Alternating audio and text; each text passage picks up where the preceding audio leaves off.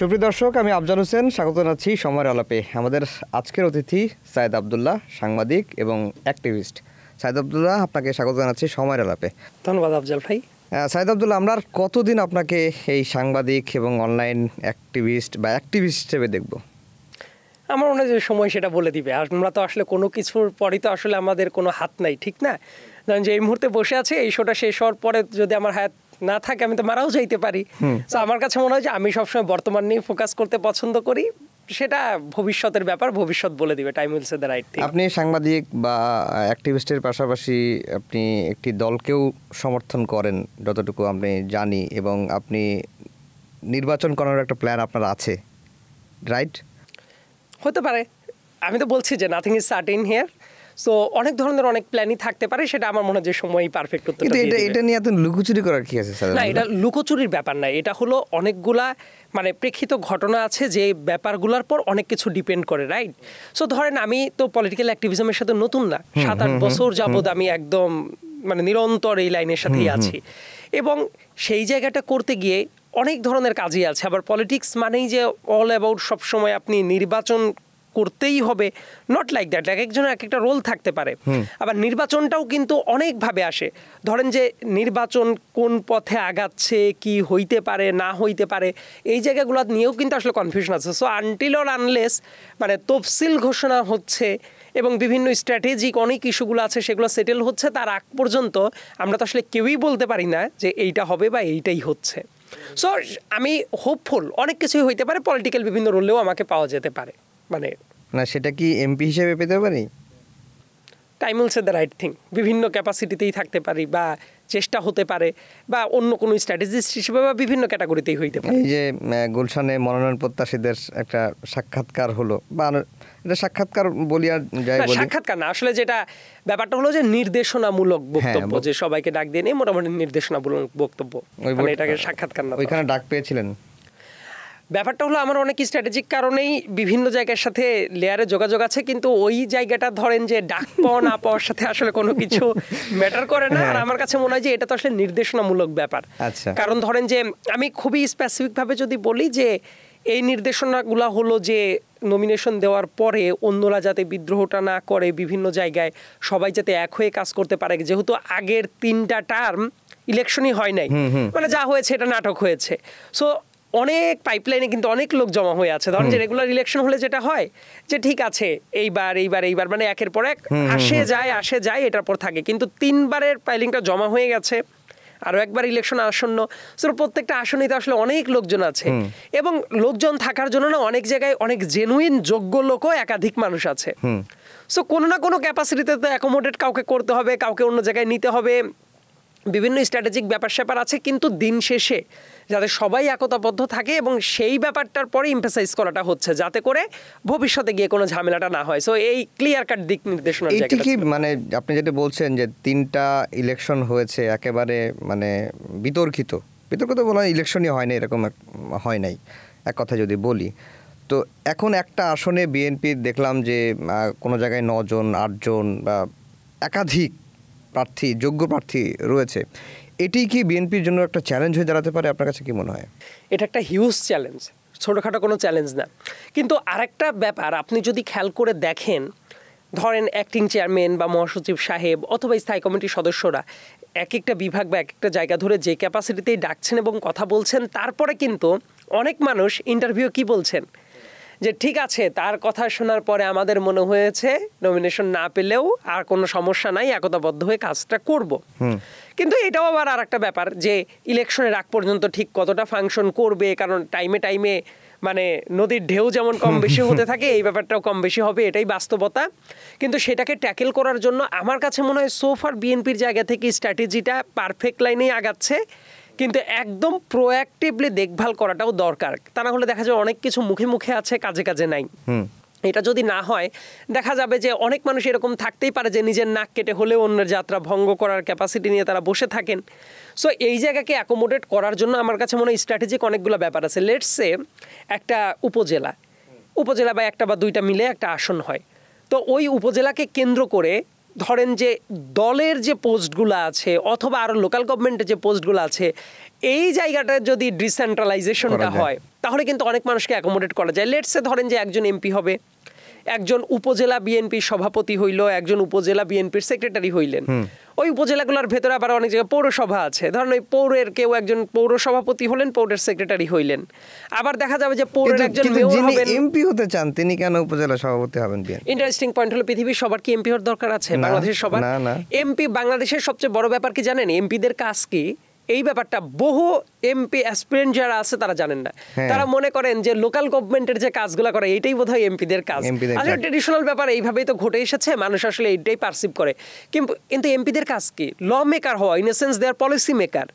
So তাদের কাজ কোনো লয়ের রিভিশন করা, তারপর কোনো পলিসিগত জায়গায় তাদের ইনপুটগুলো দেওয়া, সব কিছু করা। অ্যাট দ্য সেম টাইম বাংলাদেশের ইলেকটোরাল ডিসকোর্স যেটা, যে তারা রুটের সাথে কানেক্টেড থাকে, যে মানুষজনকে চিনি, একেবারে ডিটেলস থাকবে এটাও হইতে পারে না আসলে প্র্যাকটিক্যালি। কিন্তু দেখবেন বাংলাদেশে অনেক মানুষ আছে, এই পার্লামেন্ট তো এমনও পার্লামেন্ট ছিল যে 5 মিনিটের বক্তব্য দিতে উঠে 4 মিনিট 30 সেকেন্ড শুধুমাত্র এক পতিত স্বৈরাচারের জন্য গান হয়েছে, কবিতা হয়েছে, স্তুতিবাক্য হয়েছে, এবং রিডিংও পড়তে পারছেন এমন লোক আছে। So irrespective of political parties, irrespective of political ideology, এই ধরনের পার্লামেন্ট আর হওয়া উচিত না। কারণ জাতির বহু টাকা ট্যাক্স পেয়ারদের মানি এই জায়গাতে ব্যয় হয়। আপনি যে কষ্টটা আছে ওইটা যদি হিসাব করেন, প্রত্যেকটা মিনিটের অনেক বেশি কিন্তু খরচটা হয়। সো ওই জায়গায় এইরকম রঙ্গমঞ্চ বানানোর কোনো দরকার নাই। সো এটাই যদি হয়, আপনি খেয়াল করে দেখেন ডেডিকেটেড কর্মী, লেটসে একজন 15 বছর খুবই ডেডিকেটেড ছিল, হয়তোবা সংসদ সদস্য হওয়ার মতো যে ক্যাপাসিটি তার সেটা নাই। আমি বলছি না না থাকাটা খারাপ, হয়তো উনি খুব ভালো সংগঠক, তাহলে উনি তো দলের সাংগঠনিক পদগুলোও তো খুবই মর্যাদাপূর্ণ, রাইট? সো কেউ একজন দল গোছাবে, কেউ এটার অ্যাডমিনিস্ট্রার করবে। আবার লোকাল গভর্নমেন্টে চিন্তা করেন একজন মেয়র বা একজন উপজেলা চেয়ারম্যান, এটাও কিন্তু অনেক সম্মানিত পদ। আবার ইউনিয়নগুলোতেও চেয়ারম্যান পদ আছে।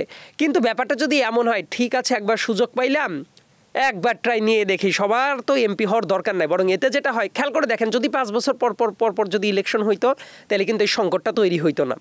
যেহেতু অনেকগুলো দিন একদম ডেডলক অবস্থায় ছিল, বিএনপির পর একদম ক্র্যাকডাউন চলেছে, সো কেউই আসলে ওই অর্থে ইলেকশন করতে পারে নাই। এইবার কি হয়েছে, একেবারে 4 টার্মের সবাই একেবারে এটার ক্ষেত্রে তো এই মেন্টালিটিটাও কাজ করছে যে আওয়ামী লীগ নাই, এবং এবার যদি আমি নমিনেশন ধানের শীষ থেকে পাই তাহলে আমি এমপি হয়ে যাবো, এরকম মেন্টালিটিও কিন্তু কাজ করছে, অনেকের কাজ করছে। কিন্তু এই কাজ করাটা আমার কাছে মনে হয় না একেবারেই সঠিক কিছু হচ্ছে। তার কারণ হইল, যেমন আমি বলি 2014 সাল, 2018 সাল, তারপর হলো 2024, এইগুলাতে আওয়ামী লীগের মনোনয়ন পাওয়া মানে আপনি এমপি হয়েই যাইতেন। কিন্তু এটা ভাবার কোনো কারণ নাই। যেমন বিএনপির কোনো প্রার্থী কেউ যদি মনে করে যে ইলেকশনটা তাদের জন্য খুব সহজ, আওয়ামী লীগ নেই জিতেই যাবে, এইটা প্রচণ্ড বোকামি হচ্ছে। এবং এই ধরনের মনোভাব রাখলে প্রত্যেকেরই সাফার করতে হবে। রাদার আমি মনে করি যে এই ইলেকশনটা খুবই কঠিন একটা ইলেকশন হচ্ছে। তার কারণ আপনি আপনার অপোনেন্ট কারা, অনেক অপোনেন্টকে আপনি চোখেও দেখতে পারবেন না, বাট স্টিল তারা আপনার অপোনেন্ট। এবং ইন্টারেস্টিং ফ্যাক্টটা কি জানেন, যে অনেক আনটেস্টেড ভোটার্স আছে যারা আগে কখনো ভোট দেয় নাই। এমনও মানুষ আপনি খুঁজে পাবেন বয়স 35 বছর কিন্তু প্রথমবারের মতো ভোটার। আপনি যদি 2008 সালের পর থেকে যদি ওই প্রেক্ষিত অবস্থার চিন্তাটা করেন, তাহলে দেখবেন যে অন্যান্যবার প্রথম ভোটার যারা 18 থেকে 23 বছর বয়স পর্যন্ত, এরাই প্রথম ভোটার থাকে অনেক জায়গায়। এবার দেখবেন প্রথম ভোট দিবে এমন জনগোষ্ঠী এই 18 বছর থেকে শুরু করে 35 বছর পর্যন্ত বিলং করে, এবং এই ভোটারের সংখ্যা মোট ভোটারের 40 থেকে 45%। এবং দেখবেন যারা ইলেক্টেড হয়, আপনি যদি স্ট্যাটিস্টিক্যালি চিন্তা করেন, কোনো জায়গায় 35% ভোট পেয়ে ইলেক্টেড হচ্ছে, 40% ভোট পেয়ে ইলেক্টেড হচ্ছে। সো যে ভোট পেয়ে মানুষ ইলেক্টেড হয়ে যায়, তার চেয়ে বেশি সংখ্যক ভোটার আছে এবার তার আনটেস্টেড ভোটার। এই আনটেস্টেড ভোটারের ডিনামিক্সটা খুবই কঠিন। তার কারণ হইল, ধরেন এই জেনজি প্রজন্ম থেকে শুরু করে উপরের যে লেয়ারটা আছে, এরা কিন্তু মানে অনেক লম্বা টাইম ধরে যে ফার রেসিং কনসিকুয়েন্স বিবেচনা করে ভোট দিবে, ব্যাপারটা এরকম না। মানে এটা খুবই ন্যাচারাল প্রক্রিয়া, এটা সারা পৃথিবীতেই ঘটছে। যে অ্যাটেনশন স্প্যান যেহেতু তাদের খুব কম, তারা যদি মনে করে যে ও এইটাকে ভোট দেওয়া যাবে না, মানে আর একজন কে জিতলো তাদের এইটা ম্যাটার করে না, ঠিক আছে এইটার বিরুদ্ধে ভোটটা দিতে হবে, এই সেন্টিমেন্টটা যদি থাকে, তাহলে দেখেন এইটা একটা হিউজ একটা চ্যালেঞ্জের ব্যাপার। আর বিএনপির জন্য বেসিক্যালি একটা ন্যাশনালিস্ট দলের জন্য সংকটটা কিন্তু কয়েক ধরনের আছে। অনেক ক্ষেত্রে আপনি অনেক পপুলিস্ট কথা অনেকে বলতেই পারে, পপুলিস্ট কথা বললে হাততালিও পাওয়া যায়, যে এই তো এতদিন পরে পাওয়া গেছে একজন বীর বিক্রম অমুক তমুক। কিন্তু মানে ইপিওয়ারে মানে পটেনশিয়াল পার্টি যার আসলে রাষ্ট্র চালানোর মতো যোগ্যতাটা আছে বা আপনি বুঝতে পারছেন যে হয়তো বা আমাদের দায়িত্ব জনগণ যদি দেয় তাহলে পাইতেও পারেন। ইন দ্যাট সেন্স আপনি কিন্তু পপুলিজমের উপর ভিত্তি করে অনেক কিছু বলতে পারবেন না। ধরেন কেউ একজন আছে তারা বুঝতেই পারে যে আমার দ্বারা জীবনেও দেশের ক্ষমতায় যাওয়া সম্ভব না, তারা কিন্তু এমন অনেক প্রতিজ্ঞা করতে পারে, আকাশ কুসুম প্রতিজ্ঞা, কারণ তারা জানে যে এটা আমাদের পালন করতে হবে না। কিন্তু অনেক ক্ষেত্রে আমরা দেখেছি যে বিএনপিও মানে এই সামাজিক যোগাযোগ মাধ্যমের প্রভাবে হোক বা যে কোনো কারণে হোক তারাও পপুলিস্ট রাজনীতির দিকে ঢুকে পড়ছে, এরকমই না আপনি না, আমার কাছে এরকম মনে হচ্ছে না। হয়তো বা কিছু জায়গা আছে আপনি ভীষণটা ক্লিয়ার করতে হচ্ছে। আমি যে আলাপটা ছিলাম ওইটাকে জাস্ট একটু কনক্লুশন টেনে তারপরে এটা আমি বলছি। সো বিএনপির কেউ যদি মনে করে যে ইলেকশন মানে খুবই সহজ একটা ইলেকশন, এই ধারণাটা করলেই তারা ধরা খাওয়ার একটা বিশাল সম্ভাবনা আছে। সামনের ইলেকশনটা বরং কম্পিটিটিভলি আরো অনেক কঠিন ইলেকশন, কারণ অন্যান্য ইলেকশনে অ্যান্টি ইনকামবেন্সি বাংলাদেশে খুব গুরুত্বপূর্ণ রোল প্লে করে, বাট বর্তমানের যারা আছে এরা তো কেউ কোনো পলিটিক্যাল গভর্নমেন্ট না। সো এই কারণে আপনি কিন্তু অ্যান্টি ইনকামবেন্সি সেন্টিমেন্টটাও পাবেন না। অর্থাৎ অনেক জায়গায় আবার মানুষ মনে করে অমুকেই তো ক্ষমতা আছে, তমুকেই তো আছে, বরং এই ব্যাপারগুলো কিন্তু হিতে বিপরীত হইতে পারে। তারপরে আপনার পরের প্রশ্নটাতে আসি যে আপনি যেভাবে ওই যে বলছিলেন যে এটা কি পপুলিজমের কোনো চর্চা কিনা, যে সিম্পলি চিন্তা করে দেখেন, মানে প্রত্যেকটা দলেরই পজিটিভ নেগেটিভ কিছু কিছু আছে, কোনো পলিটিক্যাল দলই মানে ভুলের ঊর্ধ্বে না। আমি নিজেও বলবো না যে ও বিএনপি যা করছে 100% সঠিক না, বরং আমরা যেটা চাই যে দেশের স্বার্থেই প্রত্যেকেই একটা কারেক্টেড জায়গায় থাকুক। তো বিএনপি অনেক পপুলিজমের জায়গা থেকে সরে এসেছে। এটা যদি না হয় তাহলে দেখবেন, আপনাকে কয়েকটা উদাহরণ দিই তাহলে আপনি নিজেই হয়তো বুঝতে পারবেন।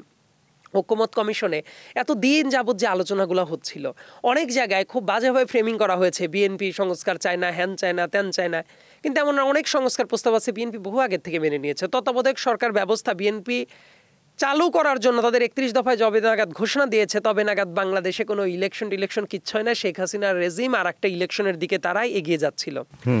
বিএনপি তো চিন্তাও করতে পারতো কোনো কারণে শেখ হাসিনার পতন ঘটলে ওই সিস্টেমটা আমরা চালু করে রাখবো, কিন্তু বিএনপি তো তার আগে বলেছে না, যা হওয়ার অতীতে হয়ে গেছে, আমরা সামনে তত্ত্বাবধায়ক সরকার ব্যবস্থা চাই। তারপর দেখবেন বিএনপি আর্টিকেল 70 নিয়েও তাদের স্ট্যান্ড কিন্তু অনেক আগের থেকেই ক্লিয়ার করেছে। তারপর দেখবেন অনেক পলিসিগত জায়গাটা আছে সেটা সময়ের চাহিদার কারণেই তাদের কিন্তু পরিবর্তনের কথা বলেছে। ইয়েট যখন আলোচনাগুলো এসেছে দেখবেন একটা ফ্রেমিং করা হয় নাই মিডিয়াতে এবং বিভিন্ন জায়গায় যে বিএনপি সংস্কার বিরোধী দল, বিএনপি নোট অফ ডিসেন্ট দিচ্ছে, অমুক দিচ্ছে, তমুক দিচ্ছে। বিএনপি যদি পপুলিস্টি হওয়ার চেষ্টা করতো, বিএনপি বলতেই পারতো যা যা আছে সব মেনে নিলাম, ভোট দেন, তারপরে গিয়ে পার্লামেন্টে বসলাম, জনগণ ভোট দিয়ে বানাইছে, তারপর যা খুশি তাই করব। মনের ভেতরে এভিল ইন্টেনশন রেখে কাজটা তো করতে পারতো, রাইট? এই ইন্টেনশন প্রমিস করতে পারতো বিএনপি যে 10 টাকা কেজিতে চাল খাওয়ানোর মতো প্রমিস, যে পরে কি হয় হবে, এটা তো বাংলাদেশের সংস্কৃতিতে ছিল। কিন্তু বিএনপি কিন্তু ওই রিস্কটা নিয়েছে, নিয়ে মানুষের কিন্তু গালি খেয়েছে যে ও, কিন্তু তারপরেও সে তার অবস্থানটা ক্লিয়ারলি জানিয়ে দিচ্ছে যে ঠিক আছে আমরা এইটাতে রাজি, আমরা গেলে এইটা মানবো, এইটা সম্মত নয়, এইটার হয়তোবা অবশ্যই লজিক আছে তার পেছনে, কিন্তু তারা যদি পপুলিস্ট তত্ত্বটাকে অ্যাপ্লাই করার চেষ্টা করতো তারা স্ট্রেট ফরওয়ার্ড বলতে সব মেনে নিয়েছে, জান। কিন্তু বাংলাদেশে দেখেন এটা করে নাই। আবার দেখেন কিছু কিছু জায়গা আছে মুখ দিয়ে অনেকে অনেক কিছু বলছে, রাইট, যে এইটা করব ওইটা করব। যখন এই যে মুখ দিয়ে অনেকেই বলে ফ্যাসিস্টদের এই মিছিল বড় হচ্ছে, অমুক হচ্ছে, তমুক হচ্ছে, আপনি জাস্ট কয়েকটি স্পেসিমেন যদি আলাদাভাবে চিন্তা করেন, ঢাকা শহরে যতগুলো মিছিল হচ্ছে দেখবেন ঠেকানোর চেষ্টা কোন দলটা করেছে সবচেয়ে বেশি? বিএনপি। আবার দেখেন আপনি যে মুহূর্তে দেখবেন যে দেশের স্বার্থের জন্য, মনে করে দেখেন যে আগারগাঁও ওই যে ভারতের মানে কুমিল্লা বর্ডারের ওই সাইড দিয়ে ত্রিপুরা বর্ডারের ওই জায়গাগুলো কেন্দ্র করে বিএনপি কিন্তু কি করেছিল, একটা কিন্তু রোড মার্চ করেছিল। আবার দেখেন কিছুদিন আগেই এই যে ফেব্রুয়ারি মাসে তিস্তার পারে বসে 2 দিনের একটা প্রোগ্রাম করেছিল, আবার এই যে একটা মশাল মিছিল হইল, এই ব্যাপারগুলোতে তারা কিন্তু একদম ক্লিয়ার কাট কথা বলছে। তারেক রহমান তার ওই যে বিবিসিতে যে ইন্টারভিউটা দিলেন, দেখেন উনি নিজে ফিল করে বলছেন হ্যাঁ সবার সাথেই সম্পর্কটা থাকবে, কিন্তু একই সাথে উনি 2টা কথা খুব ক্লিয়ারলি বলছেন, ফেলানির মতো যাতে লাশ কারণ না ঝুলে থাকে, তারপর নদীগুলার যে পানির ন্যায্য হিস্সা উনি এটা চান। কিন্তু দেখেন উনি সংযম রেখে কথাটা বলছেন, কিন্তু খুবই স্পেসিফিক, অর্থাৎ যে জায়গায় যেটা বলার দরকার ওই জায়গায় বলছেন, কিন্তু আবার ওই যে পপুলিজমের মতো যা যা করা সম্ভব না সব বলে দিব সেটাও কিন্তু করছেন না। সো আদতে বিএনপি অনেক জায়গায় অনেক রিস্ক নিচ্ছে যে মানুষ কি বলবে, কিন্তু জানে বিএনপিও একটা জিনিস জানে যে এইবারও যদি প্রমিস করে প্রমিস রক্ষা না করা হয়, অতীতের মতো যুগ নাই, এই যুগটা খুবই কঠিন হয়ে যাবে। জিয়াউর রহমান সাহেব যেটা করতে চেয়েছিলেন যে পলিটিশিয়ানদের জন্য পলিটিক্সটাকে কঠিন বানিয়ে দিতে চেয়েছিলেন, পজিটিভ সেন্স, মানে যে পলিটিশিয়ান তোমরা কোনো কিছু বলবা তারপরে এসে বলবা এটা পলিটিক্যাল রেটোরিক ছিল, আমি এটা মিন করে বলি নাই, হ্যান নাই ত্যান নাই, মানে এই জাতীয় গিরিঙ্গিপনাটা যাতে না থাকে। ভাই আমি কি করতে চাই সেটা আমি ক্লিয়ারলি বলবো এবং সেটা করতেই হবে। সেটা না করে আপনাকে ভোটে ক্ষমতায় বসানো মানে আপনি কিন্তু বিপুল ক্ষমতা নিয়ে বসতে পারছেন না, কারণ মানুষ প্রশ্ন করা শিখে গেছে। আমি এটা জানি, কেউ যদি বসেও ধান্দাবাজি করতে থাকে, কেউ বসেও ধরেন যে দুর্নীতিবাজি করতে থাকলো, কেউ বসে নানা জায়গায় গিরিঙ্গিপনা করতে থাকলে জনগণ তাদেরকেও ছাড় দিবে না। অতএব এই কনটেক্সটটাকে মাথায় রেখে বিএনপির কিন্তু অনেক সচেতনভাবেই আগাতে হচ্ছে। কিন্তু আমাদের যে রাষ্ট্র পরিচালনার নীতি বলেন, রাজনীতির যে কাঠামোগত বা রাজনীতির যে পরিচালনার নীতি, সেখানে যে সুনীল গঙ্গোপাধ্যায়ের কবিতার মতোই বলতে হয় যে 54 বছর কেটে গেল কেউ কথা রাখে নাই। 5 আগস্টের পরে কি এই কেউ কথা রাখে নাই এটাই কি বাস্তবতা হবে, নাকি আপনি যেটা বলছেন যে রাজনীতি পরিবর্তন হয়েছে, এটা না বুঝতে পারলে রাজনীতিবিদদের জন্য ক্ষতির কারণ হয়ে যাবে? দেখেন, আমি না ইউটোপিয়ান চিন্তাভাবনা বাদ দিয়ে আমি একটু প্র্যাকটিক্যাল থাকতে চাই এই কারণে, লেটস সে বাংলাদেশের অবস্থাটা যে জায়গাতে ছিল, এই জায়গাটা থেকে আপনি রাতারাতি ধরেন যে লিফটে উঠলেন, সুইচ চাপলেন, 10 তলায় উঠে গেলেন, মানে একটা তৃতীয় বিশ্বের দেশ হুট করে একটা ওয়েলফেয়ার স্টেট হয়ে গেল, স্ক্যান্ডিনেভিয়ান দেশগুলোর মতো একটা দেশ হয়ে গেল, এটা আশা করাটাও আসলে খুবই অনুচিত একটা ব্যাপার। আমি মনে করি এই উন্নতির গ্রাফটা হলো সিঁড়ি বেয়ে বেয়ে বেয়ে বেয়ে একের পর এক ওঠা। আমাদের যেটা চিন্তা করতে হবে, খারাপ টাইম যা গেছে সেটাকে আমরা রেফারের পয়েন্ট হিসেবে ধরবো না, ওটা আমাদের রেফারেন্স হবে না। কিন্তু আমাদের যেটা করতে হবে সেটা হলো যে তার তুলনায় আমাদের ভালো করতেই হবে। এবং সেই ব্যাপারটাকে যদি আপনি চিন্তা ভাবনা করেন, বাংলাদেশের মানুষের একটা মনস্তত্ত্বের জায়গা থেকে একটা পরিবর্তন এসেছে। অর্থাৎ মানুষ আগে কোনো কিছু করলেই তুলে নিয়ে যাবে, গ্রেপ্তার করবে, অমক করবে, তমক করবে। আমার মনে হয় যে মানুষ এখন আর এই ভয়টা পাবে না। এবং কোনো সরকার যদি মনে করে, মানে আমার পছন্দেরও, আমার আইডিওলজিরও কোনো সরকার যদি মনে করে কাউকে গুম করা দরকার, অমক করা দরকার, তমক করা দরকার, দেখা যাচ্ছে যে আমরাও এটার বিরোধিতা করব। তার কারণ এই জায়গাটা হলো একদম বেসিক জায়গা। সামনের দিনের রাজনীতিটা হওয়া উচিত আসলে মানুষের কল্যাণের জন্যই। অনেকে এখনও হয়তো বা বুঝতে পারে না। দেখেন, আমি আপনাকে বলবো না যে কোনো একটা পার্টিকুলার দল একেবারে সব ভালো হয়ে গেছে 100%, ব্যাপারটা এরকম না। আমাদেরও গ্র্যাজুয়াল প্রোগ্রেসের ভেতর দিয়ে যেতে হবে। আবার অনেক কিছু আছে, আপনি পুরাতন সিস্টেম অনেক কিছু একেবারেই ছুঁড়ে ফেলে দিতে পারবেন না, রাইট? যেমন ধরেন অনেক মানুষ আছে না যে নয়া বন্দোবস্তের কথা বলে দেখবেন যে তারা বহু মাস আগে তারা আবার ওই নিয়ে রোড শো করে বসলো। রোড শো করার পরে যখন ব্যাখ্যা চাওয়া হচ্ছে, তারপর তারাও বলেছে যে না, এইটা আসলে একেবারেই প্রথমেই সবকিছু ছুঁড়ে ফেলে দেওয়া যায় না, কাস্টমারি সিস্টেমে অনেক কিছু চলতে হয়। সো ব্যাপারটা হলো, এটা তো আর আমার কথা না, রাইট? বরং যারা অনেক নয় বন্দোবস্তের কথা বলে তাদেরই প্র্যাকটিক্যাল কথা, সেই চিঠি চালাচালির ব্যাপারগুলো পাবলিকলি আছে, সবাই যে দেখতেই পারবে। সো আমার কাছে যেটা মনে হয় যে সব কিছু ভালো হয়ে যাবে এটাও আমি চাই না। কিন্তু আমরা ধরেন যদি এই প্লেসটা নেই যে রাজনীতি করতে হইলে অন্য মানুষকে, ওই যে মানুষের একদম মৌলিক অধিকার নিয়ে টানাটানি করা, এটা করা যাবে না। আবার আপনার কেউ একজন এমন থাকতেই পারে যে আপনি তাকে পছন্দ করেন না, অথবা অন্য একজন আপনাকে পছন্দ করে না, কিন্তু পছন্দের জায়গাটা কারো জানমালের উপর দিয়ে যাওয়া উচিত না। আবার আরেকটা ব্যাপার হওয়া উচিত, ধরেন যে বাংলাদেশের মানুষের রাজনীতিটা কি হওয়া উচিত। আমি মনে করি যে ব্যাপারটা নিয়ে অনেক সিরিয়াস আলোচনা হওয়ার কথা ছিল, বাট সেটা হয় নাই।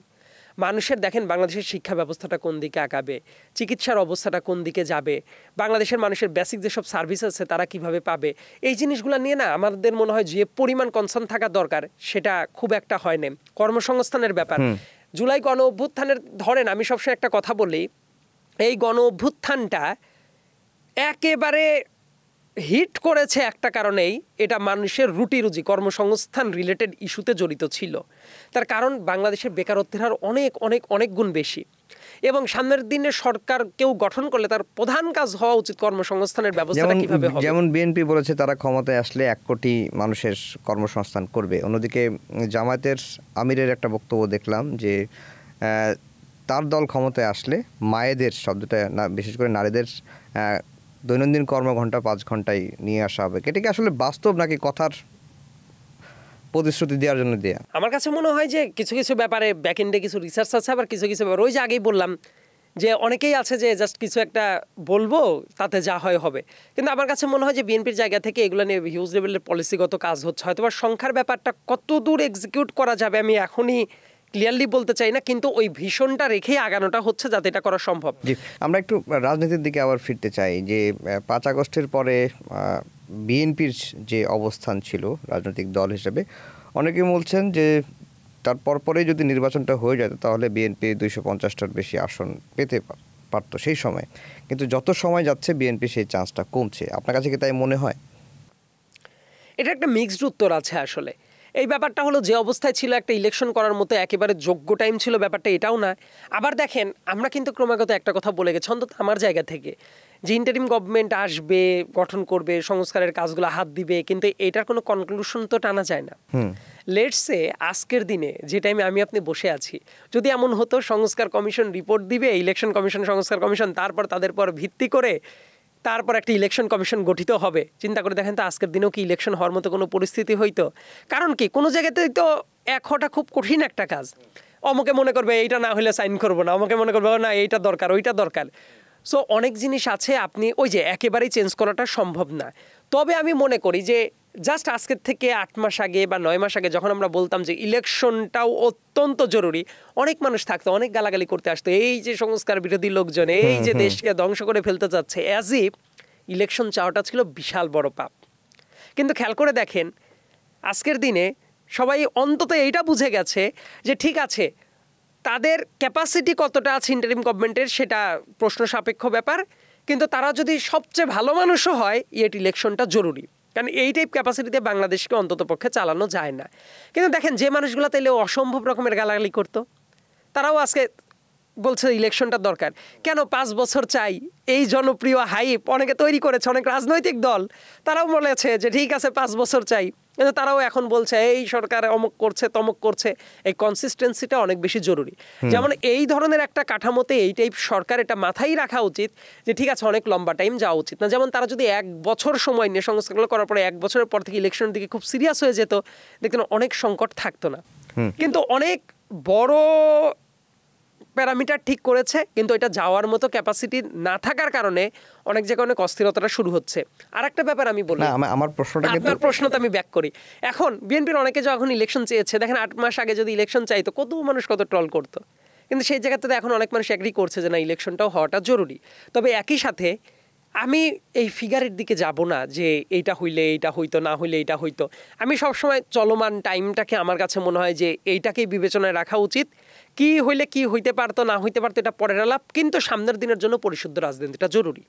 যেমন ধরেন, আপনি যদি জেনুইনলি একজন ভালো মানুষ হন, একজন সৎ মানুষ হন, চাঁদাবাজি না করেন, মানুষের সাথে ধান্দাবাজি না করেন, তাইলে কিন্তু আপনার ওই স্ট্রেংথটাও থাকা দরকার যে ঠিক আছে মানুষ আমাকে একসেপ্ট করবে। কিন্তু আপনি একই সাথে ধরেন যে অপকর্মও করছেন, করার পরে আপনি মানুষের সাপোর্টটাকে টেকেন ফর গ্রান্টেড ধরবেন, এটা তো আসলে হইতে পারে না, রাইট?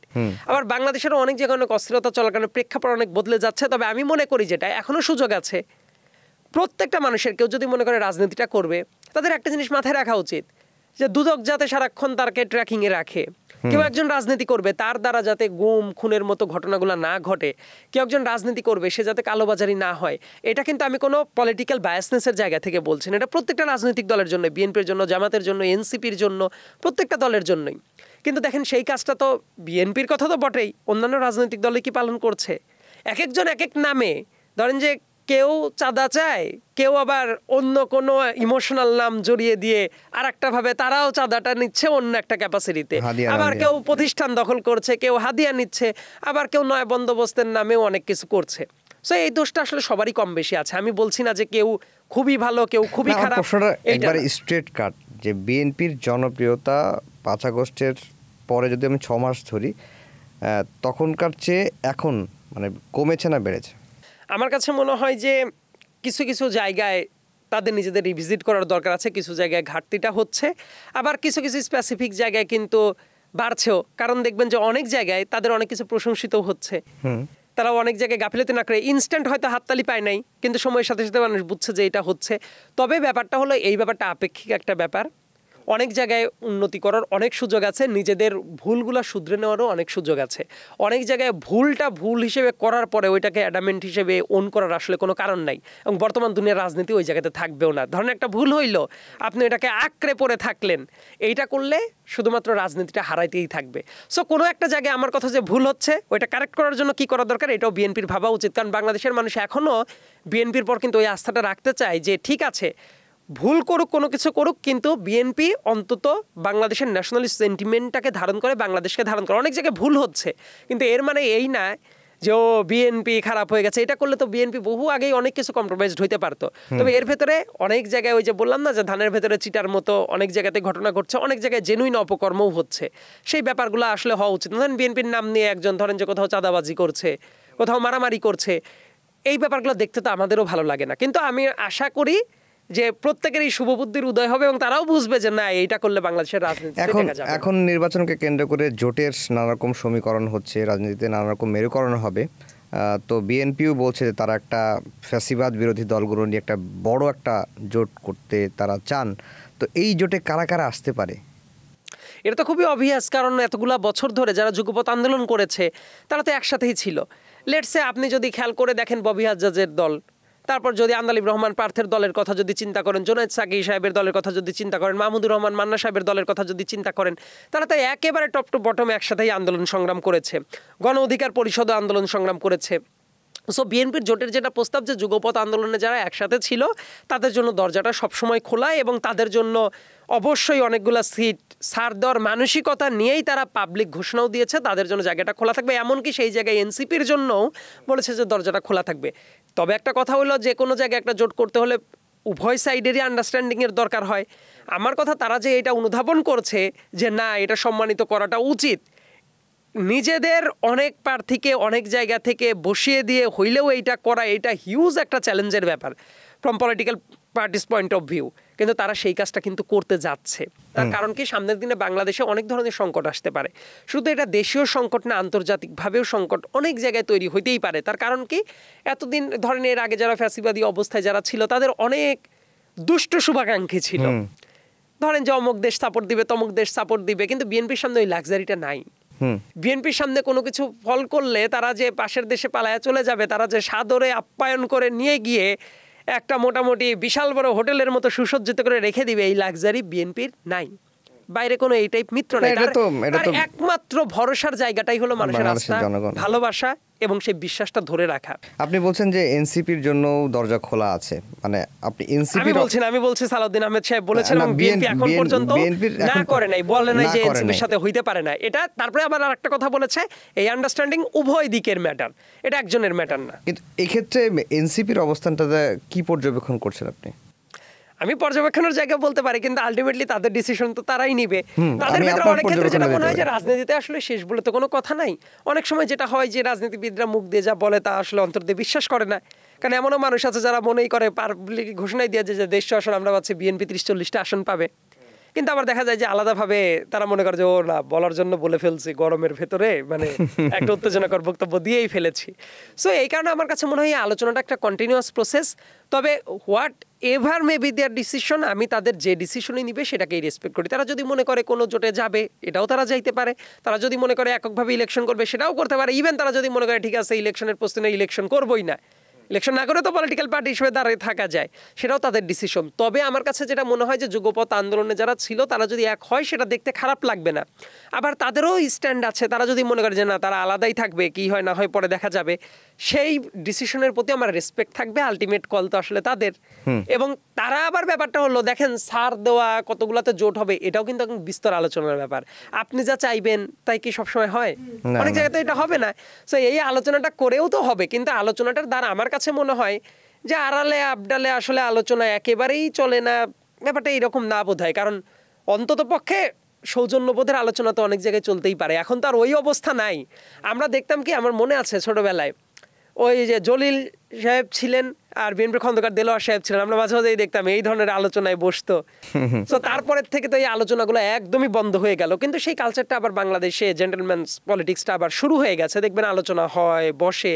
সো অনেকভাবে অনেক আলোচনার দ্বারটা থাকতে পারে। তবে এই ওয়েবটা বোধহয় বোঝা যাবে যে ধরেন যে আরো 1 মাস যাওয়ার পর থেকে বোঝা যাবে যে কোথাকার হাওয়া কোথায় গিয়ে দাঁড়াচ্ছে। না, এনসিপি কোন দিকে যাবে এটি এনসিপির সিদ্ধান্ত, কিন্তু বর্তমান প্রেক্ষাপটে জাতীয় রাজনীতিতে এনসিপির অবস্থান কোথায় বা কেমন?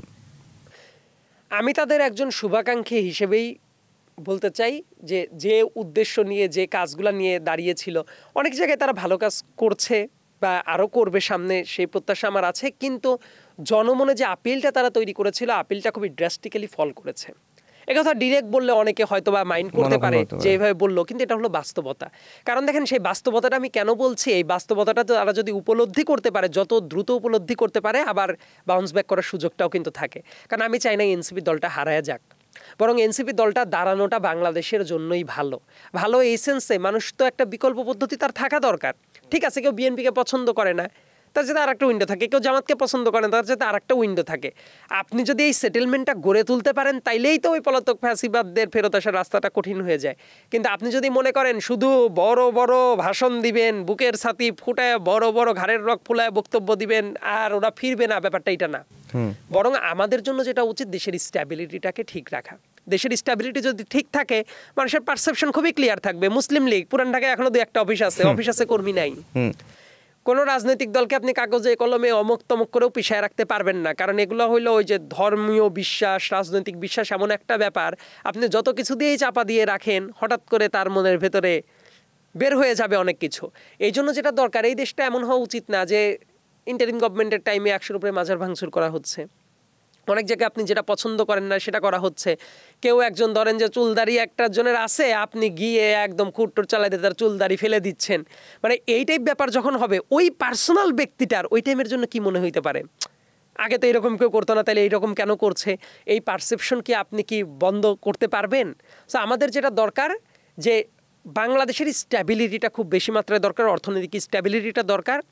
এনসিপি আমি এখনও চাই যে তারা যেসব ভুলগুলা করছে, হয়তোবা অনেক জায়গায় তারা মানে নেগোসিয়েশন একটা আর্ট আছে, সেই জায়গাটা যাতে অ্যারোগেন্সিতে পরিণত না হয়, সেই জায়গাটা কিভাবে আগানো যায়, এইভাবে যদি আগায়, তাহলে এনসিপি এখনো দেখতে পারে। কিন্তু জনগণে তাদের যে আপিলটা ছিল, আপিলটা আসলেই অনেকটা পড়ে গেছে, যেটা হওয়া উচিত। আমরা একেবারে শেষের দিকে চলে এসেছি। দুটি প্রশ্ন আপনার কাছে করতে চাই। সেটি হচ্ছে, আপনি বলছেন যে কোনো আদর্শকে কাগজে কলমে শেষ করে দেওয়া যায় না, বা কাগজে কলমে কোনো আদেশ দিয়ে সেটিকে নিঃশেষ করে দেওয়া যায় না, কখনো কখনো এটা জেগে ওঠে।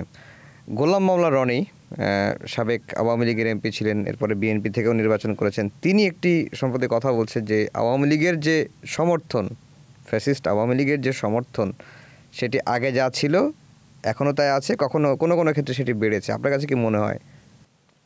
গোলাম মাওলা রনি সাহেবের প্রতি রেসপেক্ট রেখেই বলছি, উনি আসলে কখন কোনটা বলেন না বলেন সেই ব্যাপারটা উনি নিজেও আসলে বোধহয় ঠাউর করতে পারেন না।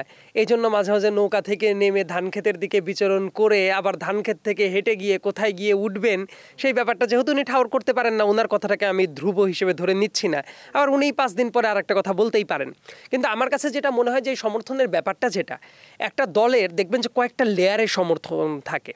একদম কোর হার্ডকোর একটা অংশ থাকে, আর একটা অংশ থাকে কালচারালি সার্ভ করে, আর একটা অংশ থাকে ধরেন ইন্টেলেকচুয়ালি সার্ভ করছে, আর একটা অংশ থাকে সুবিধাবাদী গোষ্ঠী, যে যখন যেদিকে গেলে সুবিধা হয় সেই দিকে জাম্প করে। আওয়ামী লীগের একটা তো জেনুইন অংশটা ছিল, আবার অনেক ট্রেডিশনাল মানুষজন আছে যারা কিন্তু এইটার সাথে খাপ খাওয়াইতে পারে নাই। দেখা গেছে যে ও এই লুটপাট তন্ত্রের ভেতরে তাদের কাছে মনে হয়েছে না, আমি এটার সাথে মানে অভ্যস্ত হইতে পারছি না। আবার অনেক জায়গায় যেটা দেখা গেছে, যে বাংলাদেশে আমরা হয়তো বা অনেক আক্ষেপ নিয়ে থাকতাম যে দেশের গণতন্ত্র নাই, ভোটাধিকার নাই, কোনো কিছু নাই, কিন্তু এই বাংলাদেশে অনেক চোরেরা স্বর্গ পায়ে গেছে, তাদের কাছে তো জান্নাতুল ফেরদৌস টাইপ ছিল। এই জন্য আওয়ামী লীগের মন্ত্রীরাও বলতো এটা তো জান্নাতের মতো, তারা বেনিফিট পাইতো আসলে। সো এই কারণে তাদের যে সাপোর্টের যে জায়গাটা, হয়তো বা আগে যে জায়গাটা ছিল, এখন কি হচ্ছে, ওই যে 3rd লেয়ার 4th লেয়ারে যারা ছিল, ওই জায়গাটা সংকুচিত হয়ে গেছে। আবার যদি কোনোদিন সুযোগ পায়, তারা আবার মুখ ফুলে ওই যে আলো আসবে এই গ্রুপ হঠাৎ করে চুপসে গিয়ে, আমরা যদি মনে করি ওই আলো আসবে এই গ্রুপ হয়ে গেছে এখন অন্ধকারের টানেল, কিন্তু না, অন্ধকার থেকে তারাও মাঝে মাঝে উকি দিয়ে দিয়ে কিন্তু তারা আবার আলো খোঁজার চেষ্টা করে, যে দিল্লি থেকে আলো যদি হঠাৎ করে ফোটে। কিন্তু আমি মনে করি সমর্থনটা তাদের বেড়ে গেছে, ব্যাপারটা এইরকম না, কিন্তু তারা এখন পর্যন্ত অ্যাপোলজেটিক না। অর্থাৎ ট্রুথ অ্যান্ড রিকনসিলিয়েশনের যে রাস্তাটা, সেই রাস্তাটা যাওয়ার জন্য তারা এখনো প্রস্তুত না। তাদের অনেক সাপোর্ট বেসটা আছে, কিন্তু সেই জায়গাটাকে নিউট্রালাইজ করার জন্য আমাদের দেশে একটা সুশাসনটা দরকার। কিন্তু গোলাম মোল্লা রনি সাহেব যেভাবে আলাপ আলোচনা করেছে, আমি এই প্রসেসের সাথে একমত এই যে না। আলো আসবে কথা বলছেন, দিল্লি থেকে চেষ্টা করা হচ্ছে দেশকে অস্থিতিশীল করার জন্য, এবং আপনি যেহেতু সাংবাদিক এবং সম্প্রতি খালেদ মহিউদ্দিন ভাই তিনি একটি কথা বলেছেন যেটা নিয়ে খুব আলোচনা হচ্ছে যে তিনি জেলে যেতে হলেও শেখ হাসিনা যদি তাকে ইন্টারভিউ দিতে চান তাহলে তিনি ইন্টারভিউ নেবেন। এটা নিয়েও আলোচনা হচ্ছে। আপনার কাছে কি আপনার মতামতটা কি, যে ইন্টারভিউ নিলে কি সমস্যা? দেখেন, ইন্টারভিউ নিলে কি সমস্যা না সমস্যা সেই আলাপের আগে কয়েকটা প্রেক্ষাপট আমাদের বিবেচনায় রাখাটা খুব বেশি মাত্রায় জরুরি। খালেদ ভাইয়ের প্রতি রেসপেক্ট রেখে আমি বলছি, ধরেন শেখ হাসিনা যখন এরকম ক্র্যাকডাউন চালাইতো, মানে তখন মানে সাবেক প্রধানমন্ত্রী খালেদা জিয়ার প্রতি মানে কোন ধরনের অ্যাপ্রোচ ছিল, অথবা তারেক রহমানের ইন্টারভিউ নেওয়া বাংলাদেশে ব্যান অবস্থায় ছিল, সেটা প্রচার করতে দেওয়া হইতো না কোর্টের রায়ের মাধ্যমে এবং নানা জায়গায়। আমার কাছে মনে হয় এখন অনেক মানুষ যেভাবে যে অ্যাপ্রোচটা করছে ওই অ্যাপ্রোচটা ওই টাইমে দেখা যায় না। এবং এই জায়গাটাকে যদি আপনি আলাদাভাবে নিয়ে আসেন, মানে এইরকম গণহত্যা চালানো মানুষ এইভাবে কাজ করার ব্যাপারটা, এবং তারপরে যদি দেখা যায় যে সে যা বলতে চাচ্ছে আপনি নর্মাল ভ্যালুতে শুনতে চাচ্ছেন, ব্যাপারটা একটু অকওয়ার্ড লাগাটা খুব স্বাভাবিক। কারণ কি, ঠিক আছে আপনি কাজ করছেন একটা মিডিয়ায়, সাংবাদিক যে কারোর সাথে কথা বলতেই পারে, কিন্তু ব্যাপারটা হইল সে তো এই মুহূর্তে একজন ফিউজিটিভ, রাইট, পলাতক, এবং এটা এভিডেন্টলি সে এই ধরনের গণহত্যা চালিয়ে চলে গেছে, এবং তার আসলে কোনো কথাবার্তা কিভাবে আসা উচিত না আসা উচিত, তাকে কিভাবে অ্যাপ্রোচ করবেন, এটা খুব গুরুত্বপূর্ণ একটা ব্যাপার। তার কারণ কি, এখন অনেকেই, যেমন আমি জাস্ট ছোট্ট একটা উদাহরণ দিই, কিছুদিন আগে একজন ধরেন যে খুবই হঠাৎ করে মানবাধিকারে এত বেশি বিশ্বাসী হওয়া একজন সাংবাদিক আছে না, আমি মতাদর্শী মানুষ, তাহলে আগে কি করেছেন এই ব্যাপারে বোঝাই যাচ্ছে, আমি এই সমালোচনায় যাব না। উনি মোটামুটি এইভাবে বলেই ফেলছিলেন যে বর্তমানে জুডিশিয়ারিতে যা চলছে একদম নিকৃষ্টতম অবস্থা, এরকম খারাপ টাইম কোর্ট চত্বরে কোনোদিনও দেখা যায় নাই। তারপরে আমি তাকে আস্তে করে মনে করিয়ে দিলাম যে এই বাংলাদেশে ওই জুডিশিয়ারি দেখতে হয়েছে যে জায়গায় কোর্টের শর্ট আদেশ কয়েক মাস পরে চেঞ্জ হয়ে গেছে, যেটার মাধ্যমে বাংলাদেশে ডেমোক্রেসিকে পুরাপুরি হত্যা করে স্বৈরতন্ত্রের বীজ বপন করে দেওয়া হয়েছিল। এইটা ছিল সেই জুডিশিয়ারি দেশে ভাই চিফ জাস্টিসকে অস্ত্রের মুখে দেশ থেকে তাড়ানো হয়েছে। ওইরকম অবস্থা এখন নাই। খেয়াল করে দেখেন, ওইগুলা তাদের নজরে কখনোই লাগে নাই, কিন্তু এসে হঠাৎ করেই অনেক কিছু লাগছে। কিন্তু আমি বলছি না যে বর্তমানে যা চলছে A1 অবস্থায় আছে, না, আমরা তো কন্টিনিউয়াসলি এটাও ভালো করতে হবে, এই অবস্থাও চলতে পারে না। তো এখন হঠাৎ করে তাদের ফ্রেমিং যদি এইরকম হয়, এর আগে উনি ছাত্রলীগের পলাতক সভাপতি সাদ্দামের ইন্টারভিউ নিতে গিয়েও সমালোচিত হয়েছিলেন। মানে ওনার অ্যাপ্রোচটা দেখে আমার কাছে মনে হয়েছে উনি খুব কুলভাবে ব্যাপারটা হ্যান্ডেল করার চেষ্টা করছে, বাট এটা আসলে ততটা কুল লাগে নাই। তার কারণ এর আগের আমলেও অনেক আওয়ামী লীগের ক্ষমতাসীন লোককে প্রশ্ন করার ক্ষেত্রে উনি প্রশ্ন করতেন, অনেক জায়গায় প্রশ্ন করতেন, এটাও আমি অস্বীকার করবো না, এটাও কিন্তু অনেক জায়গায় প্রশ্ন করতেন, কিন্তু ইকুয়াল ট্রিটমেন্ট করেছেন কিনা সেটা জনগণের সামনে খুবই এভিডেন্ট। ধরেন সালমান এফ রহমানের ইন্টারভিউ নেওয়ার সময় যতটা হাম্বল, অন্য একজনের ইন্টারভিউ নেওয়ার সময় ঠিক ততটাই একই স্কেলে একই রকম হাম্বল ছিলেন কিনা, এই ব্যাপারটাও ভেবে দেখার দরকার আছে। আবার ব্যাপারটা হলো যে শুধুমাত্র ক্লিক বেইট করার জন্য, বা আপনি জানেন যে পয়েন্টে পয়েন্টে এটা ধরবেন, অমুক করবেন তমুক করবেন, আমার কাছে মনে হয় যে এই জায়গাতে কেমন যেন একটা ব্যাপার আছে। এবং খালেদ মহিউদ্দিন ভাইয়ের কাছে না আমার একটা জিনিস জানার ইচ্ছা, হয়তো বা সামনাসামনি কখনো দেখা হইলে আমি ওনাকে একদম স্পেসিফিকভাবে এই প্রশ্নটা আমি জিজ্ঞাসা করব যে উনি ডয়েচে ভেলের যখন চুক্তিটা শেষ হলো উনি কিন্তু ঘোষণা দিয়েছিলেন জুলাই গণঅভ্যুত্থান কিন্তু তারপরে শুরু হয়, এবং জুলাই গণঅভ্যুত্থান যখন চলছে আমি কয়েকজন ব্যক্তির কাছে শুনেছি যারা জার্মানিতে ছিলেন, ওই টাইমে কিন্তু অনেক বিশ্ববিদ্যালয়ের ক্যাম্পাসে, স্ট্রিটে বাঙালি যারা ছিলেন তারা কিন্তু মানববন্ধন করেছেন, সব কিছু করেছেন। আমি জানি না এই কথাটা কতটা স্পেসিফিক্যালি সত্য, কিন্তু আমি জাস্ট শুনেছি আর কি, যে ওই একটা র্যালি জার্মানিতে যখন করা হচ্ছে ওনাকে নাকি ডাকা হচ্ছে, উনি ওই জায়গায় ডিনাই করেছেন যে উনি যেতে পারবেন না। কিন্তু দেখেন ওই টাইমে আপনি সাংবাদিক কিনা তার চেয়েও বড় প্রশ্ন হওয়া উচিত ছিল যে আপনি মানুষ কিনা। আপনি যদি মানুষ হন আপনার মাথায় রাখা উচিত ছিল যে ওই জায়গায় আপনার পক্ষ নিতেই হবে, কারণ একই সাথে দেশে একটা ফুল স্কেল গণহত্যা চলছে। লেটসে পাকিস্তানের সাথে যখন বাংলাদেশের যুদ্ধ চলছিল, যখন পাকিস্তানের সেনাবাহিনী এই জায়গায় ফুল স্কেলে গণহত্যা চালাচ্ছিল, তখন যদি যারা সরকারি চাকরি করে তারা যদি কেউ মনে করে যে ঠিক আছে আমি সরকারি চাকরি করছি, চুপচাপ বসে থেকে পাকিস্তানের পক্ষ নিয়ে চুপচাপ বসে থাকি, ঠিক আছে, লিগ্যালি আপনি পাপ করছেন কি করেন নাই সেটা পরের হিসাব, কিন্তু মোরাল হাই গ্রাউন্ডে আপনি আর ওই জায়গাতে থাকতে পারেন না। সো ওই জায়গায় আমি দেখতে চাচ্ছিলাম জুলাই গণঅভ্যুত্থানের ভেতরে খালেদ ভাই যদি এরকম ডাইরেক্ট নেমে পড়তেন কোনো কিছু খুব ভালো লাগতো, কিন্তু ওই জায়গাতে উনি মনে হয় একটু ডিপ্লোমেসি রেখেছেন। কিন্তু এই টাইমে এসে মানে এতটা সুশীল হওয়ার দরকার আছে কিনা আমার মনে হয় যে একটা প্রশ্নবোধকদের ভাবা উচিত। এই কারণেই ভাবতে বলছি যে ওই টাইমেও খালেদা জিয়া নামটা বলার আগে যে সাবেক প্রধানমন্ত্রী খালেদা জিয়া কতবার করে বলেছেন, কিংবা তারেক রহমানের কথাই যে জায়গায় বন্ধ উনি কতবার অ্যাপ্রোচ করেছেন বা চেষ্টা করেছেন, মানে ওই স্কেলে গিয়েছে কিনা এই ব্যাপারটাও ভাবা উচিত। ওইটা যদি না ভাবা থাকে তাহলে বর্তমানে এই ব্যাপারটাকে এই মুহূর্তে অন্ততপক্ষে এত কুলটুটভাবে ভাবার কোনো সুযোগ নেই। জি, সাইদ আব্দুল্লাহ, আপনাকে অসংখ্য ধন্যবাদ। অনেক কষ্ট করে, অনেক ব্যস্ততার মাঝেও আমাকে সময় দিয়েছেন। দর্শক, আজ এই পর্যন্তই। সবাইকে শুভেচ্ছা জানিয়ে শেষ করছি আমাদের আজকের সময়ের আলাপ।